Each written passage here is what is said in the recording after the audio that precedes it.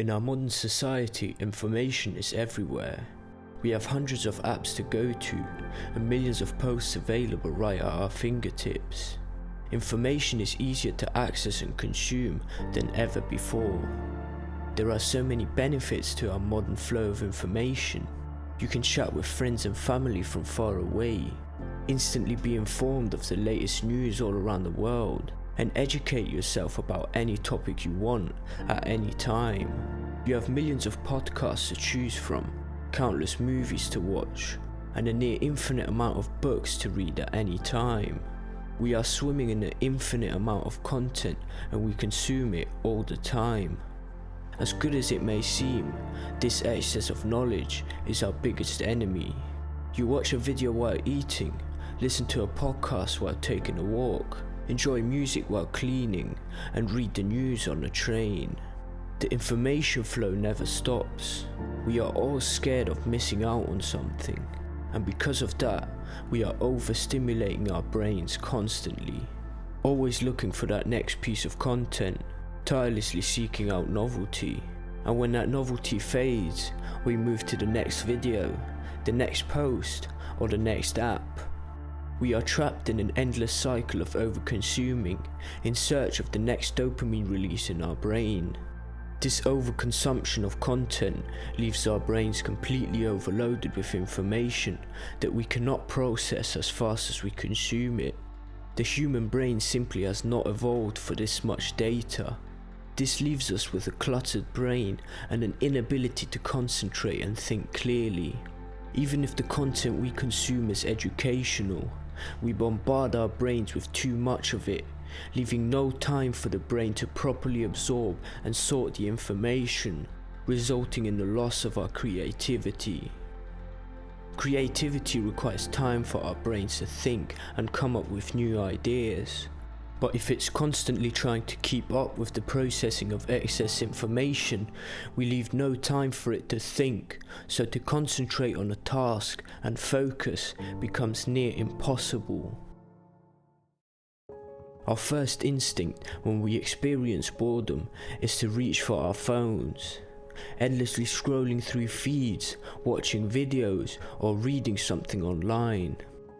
We do it when we wait for our food at a restaurant, when we walk to another room, and even when using the bathroom. We are always desperately avoiding boredom.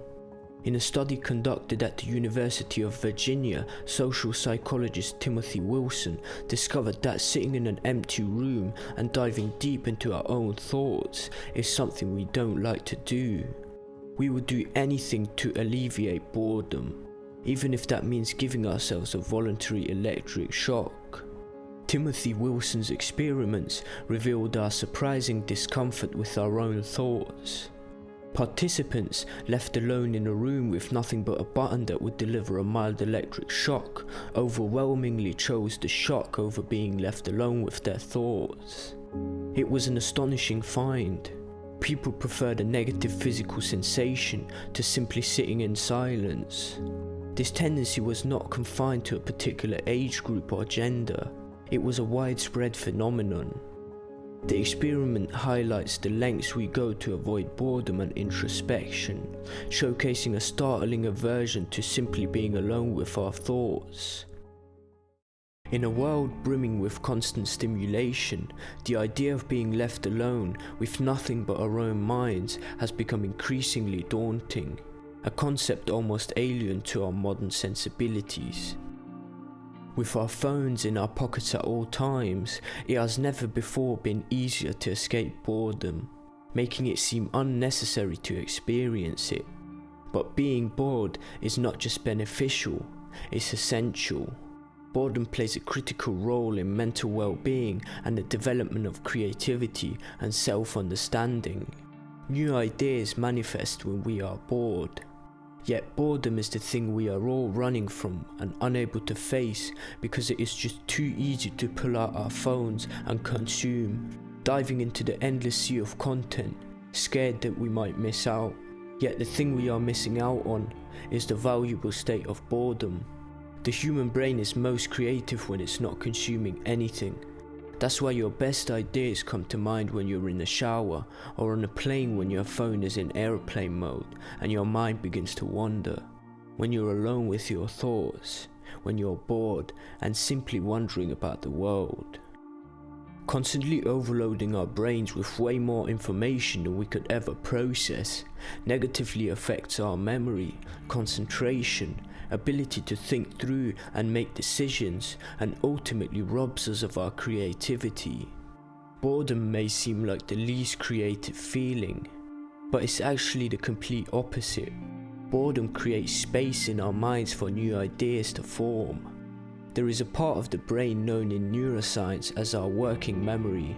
The working memory is a cognitive system responsible for temporarily holding and processing information needed for tasks such as learning, reasoning, and comprehension. You can think of your working memory as the RAM on a computer. In a computer, the RAM holds data that is actively being used or processed, allowing for quick access and manipulation. Similarly, working memory in the human brain temporarily holds and processes information. Our brain's working memory can hold no more than 9 ideas or items as described by a concept known as Miller's Law. By exceeding this limit and overflowing our brains, we downgrade the effectiveness and quality of our cognitive function. When working memory is overloaded, it becomes more difficult to process and manipulate the information effectively. This can lead to challenges in learning and transferring information into the long-term memory. The brain's ability to perform tasks optimally is diminished when overloading it with information. Technology has without a doubt made the world a better place.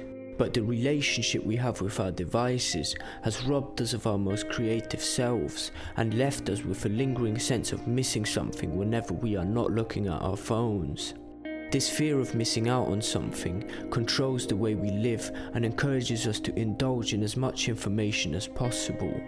So I encourage you to try and resist this temptation and become aware of what you are actually missing out on when consuming content in fear of missing out. What you are really missing out on is boredom, the very thing you are trying to escape by indulging. By missing out on boredom, you are also missing out on the opportunity for creativity and self-reflection. Boredom, often perceived negatively, is actually a crucial state where your mind can wander and generate new ideas. It's in these moments of apparent inactivity that our brains can make unexpected connections, leading to creative insights and problem solving. By stepping back and allowing yourself to experience boredom, you give your brain a much needed break, a chance to reset and approach tasks with renewed focus and energy. It's in the quiet moments of boredom that your mind can truly grow, making space for deeper understanding and long-term memory formation. In the silence away from our screens lies a vast expanse of creativity and introspection waiting to be discovered. View boredom not as an enemy to be vanquished, but as an ally in our quest for deeper, more meaningful engagement with the world. Every great idea was once a whisper in a moment of silence. So the next time you feel the itch to reach for your phone, pause and let your mind wander. Who knows what you might discover in the undisturbed landscapes of your own thoughts. Sometimes, the best thing you can do is simply be bored.